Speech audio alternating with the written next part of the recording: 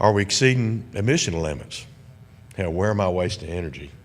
How do we answer those questions? What's available to us today to help us get to this level of understanding? Well, first of all, we need to measure it. We need to measure it accurately enough to produce the KEIs. So where do we want to go? Here's just a brief example of where we may want to go. Like some of the text says, overall I'm okay on line 6, but I'm high on steam. I'm using a lot of steam. Well, I make steam out of natural gas. The energy goes up 5% when the rate increases 10%. That's a pretty good scenario there. In other words, if I'm running at a higher rate, I'm consuming proportionally less energy. So I need to keep my rates up.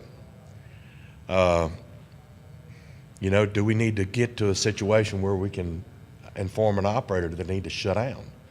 Actually shut down a facility because you've been down for maintenance for 3 hours, you're using natural gas, you're using electricity, you're in an idle state, and if by plan you're going to be back in an hour or two, maybe that makes good sense. What if that maintenance action requires 6 to 8 hours, 10 hours? Don't we need to take corrective action? Do we not need to reduce energy consumption? So how are we going to do that? What's the plan? What's kind of overall plan? I'll kind of give you a high-level understanding of what I believe our plan is for our site. We're going to implement what we call the energy dashboard, being owned by Honeywell. Certainly we have an avenue to use a lot of Honeywell technology, and Honeywell produces a product called the energy dashboard. It basically leverages existing automation technology and a lot of different solutions that Honeywell provides. And you can build it and design it and model it to produce the views that you need for different users. Whether you're a support engineer for a production line or whether you're an operator. For example, process overviews, tree maps, some sort of deviation analysis. Pardon me. Of course, trending. The system also has some pretty significant engines in it, that I'll call them engines, for regression model, so that you can model your processes. Whether you want it dynamic or whether you don't need dynamics is something you have to decide. But let's just say you had a piece of fired equipment that had 4 10 million BTU burners in it, and it was designed for a certain rate to dry a certain product. It would make sense that you would want to operate that piece of equipment at its most efficient peak, and understand when you're not able to achieve the rate or the throughput through the unit as it's designed, that it's probably costing you more. So I believe the dashboard has the ability to drill down to a very infinite layer and provide the information that you need. So what about where I'm missing data? Like I said, we have 15,000 IO points, so we have a lot of data. We don't necessarily always have the data that we need, particularly when I go back and say that we're not monitoring energy consumption every place that we're using it at that level. Then we're going to need to add some data acquisition, some measurement systems to allow us to make those measurements to produce the granular metrics. So these are just some of the options. Certainly wireless is one of the options, and just traditional field IO and field instrumentation. Primarily the dashboard is driven off an historian. As you can imagine, the historical database that you may have at your site is a prime engine to collect all of the data to implement a dashboard and monitoring and producing key energy indicators. So what are we doing? Where are we? We've been down this road for about a year. We're progressing slowly, not as fast as I would like for us to progress, but we are making progress. We're adding electrical measurement to about 30 points at the site. In other words, we're going to try to measure the best we can out of our 27 motor control centers, you know, how much electricity are we using per motor control center. We're going to model those motor control centers in the dashboard and through the automation systems, break those down into horsepower and calculate the amount of electricity being used per motor so that we can have a predictive model of what percentage of that kilowatt hour reading is being consumed by what device. Okay, we're adding some automatic capacitor banks to control the power factor. As you can imagine, a site that size, the power factor can range a lot. When you have 19 production lines and they're in a state of changeover 20, 30 times a month. So our power factor can vary from 0.85 to 0.92 and a lot of places in between. And there's money to be saved by controlling that. So we're putting in an automatic capacitor bank to do that. We're going to be adding natural gas metering to some of our large fired equipment, such as our dryers and calciners and heaters. We're going to be doing some work, and we are doing some work with our steam management. Like I said, we use natural gas fired boilers to produce our steam. And across the facility, people use steam whenever they need it. In other words, it's just a resource sitting out there. We have 3 standalone, independent operating boilers that supply steam header pressure. And we may have 20 users at one time, and 5 minutes later, 5. And 15 minutes later, 45. So the demand on the boiler system fluctuates violently. And it can cause venting of steam if you're running at a real high peak demand and being batch processes when all of the live steam that's being used in the batch is cut off and they happen to be synchronized, you can reduce the consumption at such a rate that you'll have to vent steam.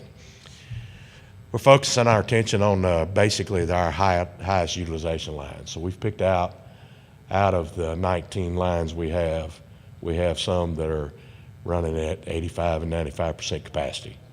And so we're focusing our attention there to begin with. So just to repeat, the energy monitoring, electricity, natural gas, and steam uses for production line. We're going to add the product standards to the dashboard, okay? So we're going to take every product we produce and it's going to be modeled in the dashboard, and we're going to establish the baseline that we use to account with today as a metric. And we're going to compare the actual performance versus the standard, which may mean that we have to update our standards, or it's going to at least identify the gaps and the variances between standard and what we're consuming. And with identifying those gaps, we're going to be able to either automatically or administratively stop usage or reduce usage during the times when it makes the most sense.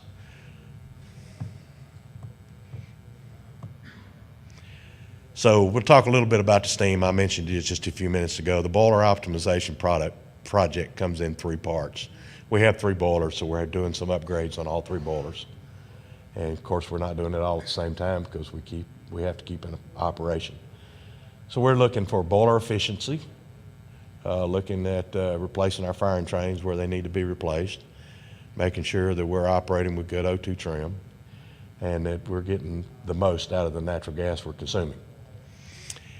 We're going to be implementing a boiler master control scheme and look at the scheduling and look at scheduling users, and so that we can synchronize our usage.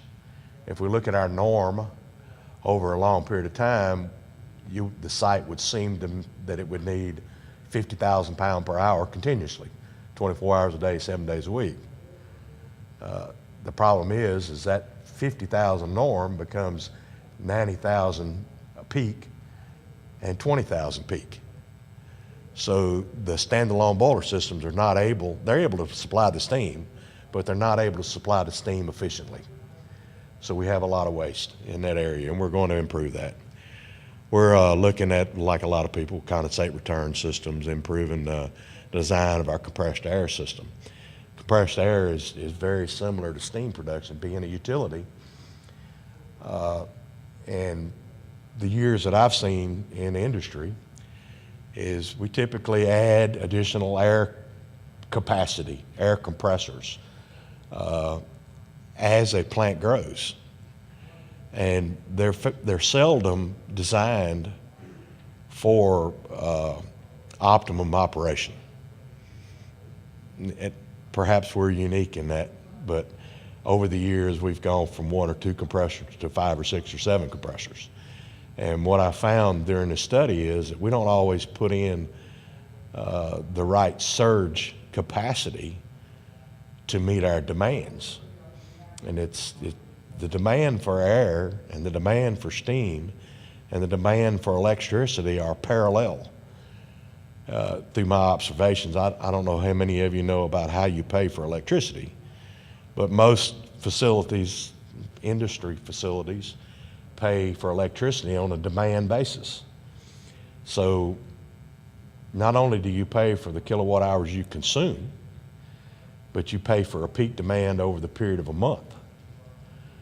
So if you reach a peak for one day or 1 hour, or actually one 15-minute cycle at your facility, you pay for that month's bill at that peak demand rate.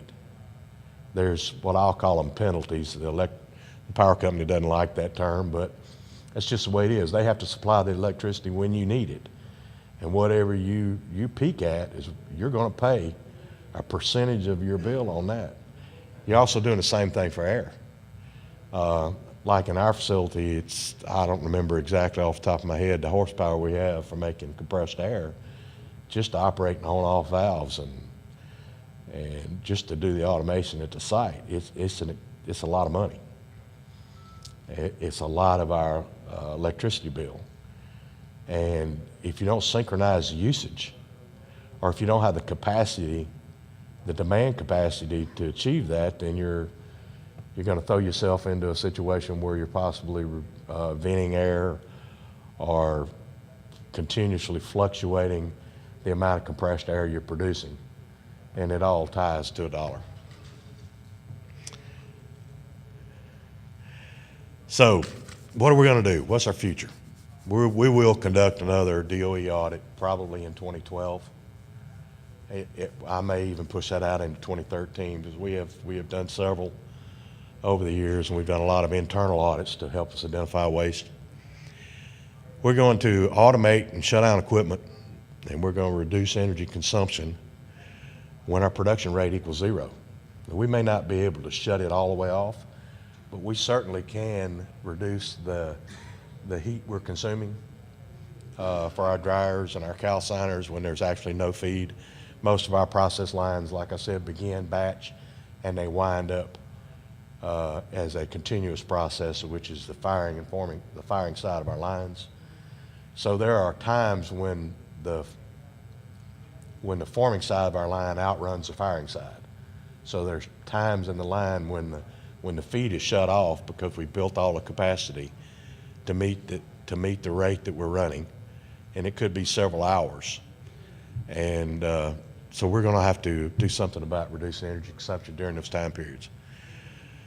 We're going to expand the systems that we're working on now to the other production lines, and we're going to model the energy users and utilize the energy dashboard to track it. Any questions? Thank you.